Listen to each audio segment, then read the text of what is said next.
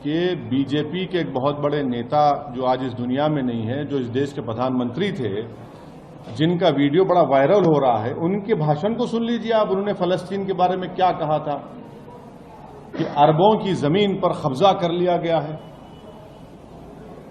और दूसरी बात यह है कि भारत में हमने एक पोस्ट स्टैंप निकाला था, सॉलिडेरिटी विद पैलेस्टाइन, वो भी आजकल देख रहे हैं आप लोग।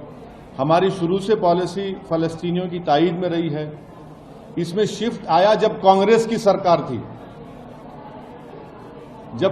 सरकार थी, उसमें एक शिफ्ट आया।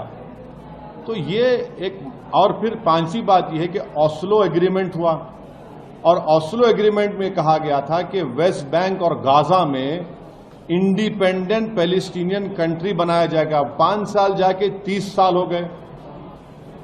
तो इसकी जिम्मेदारी ऑस्लो एग्रीमेंट की सब पर थी, यूएसए पे थी, यूके पर थी, यूरोपियन नेशंस पर थी। तो 5 साल जाके 30 साल हो गए आज आप। और आपको ये समझना चाहिए कि जो इलीगल सेटलमेंट्स बनाए जा रहे हैं वहां पर ऑस्लो अकॉर्ड के खिलाफ, जेनीन रेफ्यूजी कैंप में जाकर आप उनको मारा और पीटा जाता है। ये बात दुनिया जानती है कि वहां पर मस्जिद अक्सा है, बैतुल मुक़द्दस है। ये सब इंपॉर्टेंट चीजें हैं। आपको दुनिया को यह भी समझना चाहिए कि गाजा की जो स्ट्रिप है, आपने तो 16 साल से ब्लॉकेट करके रखा इजराइल ने वहां पर उसको। 16 ईयर्स से ब्लॉकेट है, ओपन एयर प्रिजन है वो।